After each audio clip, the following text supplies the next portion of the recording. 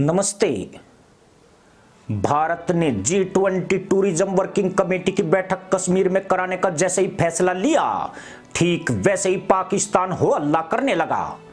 हालांकि भारत ने पाकिस्तान की हुल्लड़बाजी पर कोई प्रतिक्रिया नहीं दी, लेकिन बाद में चीन ने कश्मीर को विवादित क्षेत्र बताकर बैठक का बहिष्कार करने का फैसला कर दिया, जिस पर भारत ने साफ शब्दों में कहा कि भारत अपने देश के अंदर किसी भी हिस्से में कोई भी कार्यक्रम करा सकता है।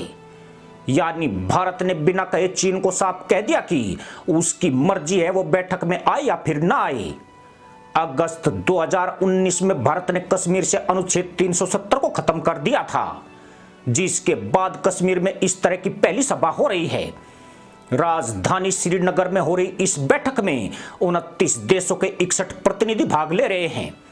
इस बैठक को लेकर भारतीय अधिकारियों को उम्मीद है कि इस बैठक से भारत दुनिया को संदेश देने में कामयाब रहेगा कि भारत ने अनुच्छेद 370 हटाने का जो फैसला किया था वो एकदम सही फैसला था, और भारत ने कश्मीर की भौगोलिक स्थिति में जो परिवर्तन किया है उससे क्षेत्र में शांति और समृद्धि आई है, और यह पर्यटकों के लिए एक सुरक्षित स्थान है।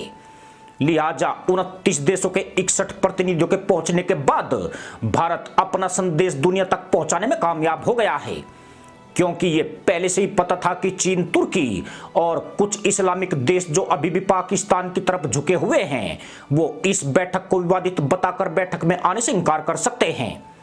लेकिन भारत के लिए पश्चिमी देशों का रुख परखना सबसे ज्यादा जरूरी था, और अमेरिका समेत तमाम पश्चिमी देशों के प्रतिनिधि न सिर्फ इस बैठक में पहुंचे हैं, बल्कि वो लगातार ट्वीट करते हुए कश्मीर की तुलना स्वर्ग से कर रहे हैं। हालांकि कश्मीरी नेता अभी भी मोदी सरकार पर निशाना साध रहे हैं। जम्मू और कश्मीर की पूर्व मुख्यमंत्री महबूबा मुफ्ती ने दावा किया है कि भारत ने केवल पर्यटन पर एक बैठक आयोजित करने के लिए इस क्षेत्र को गवांतनामो बेद जेल के बराबर बना दिया। उन्होंने भारतीय जनता पार्टी प्रधानमंत्री नरेंद्र मोदी की पार्टी पर अपने प्रचार उद्देश्यों के लिए G20 को हाईजैक करने का भी आरोप लगाया है।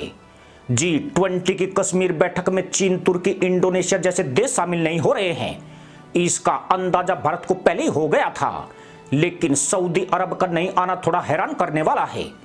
हालांकि एक और प्रभावशाली मुस्लिम देश संयुक्त अरब अमीरात इस बैठक में शामिल हो रहा है, जबकि अरब देश के कई निजी कारोबारी और इन्फ्लुएंसर भी इस बैठक में शिरकत करने पहुंचे हैं, जो लगातार वीडियो ब्लॉग बनाकर कश्मीर की खूबसूरती की तारीफ कर रहे हैं और कश्मीर को भारत का हिस्सा बता रहे हैं।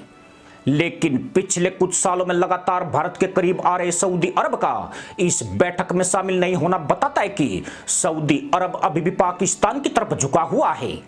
हालांकि सऊदी अरब ने पिछले कम से कम 5 सालों से कश्मीर पर अपने रुख में परिवर्तन किया है, और जब भारत ने कश्मीर से अनुच्छेद 370 को खत्म किया था, उस वक्त भी सऊदी अरब शांत ही रहा था।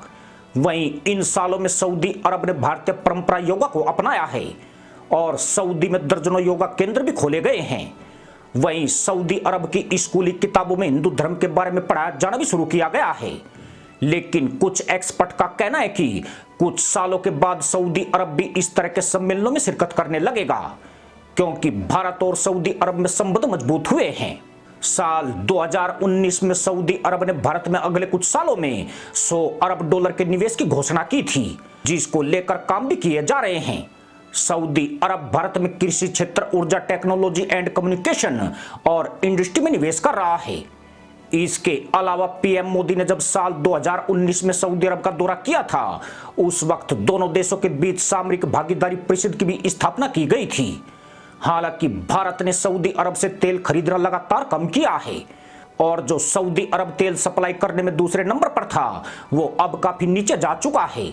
हालांकि सऊदी अरब इसके बाद भी भारत का चौथा सबसे बड़ा व्यापारिक भागीदार बना हुआ है, जबकि साल 2021 में दोनों देशों ने अल मोहद अल हिंदी अभ्यास नाम से पहला नौसेना संयुक्त अभ्यास शुरू किया है, जो दोनों देशों के बीच बनने वाली रणनीतिक साझेदारी को दर्शाता है।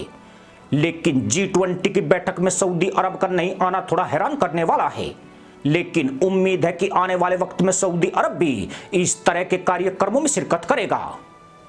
इसी के साथ अनुमति दोस्तों, जय जवान, जय किसान, जय हिंद, वंदे मातरम।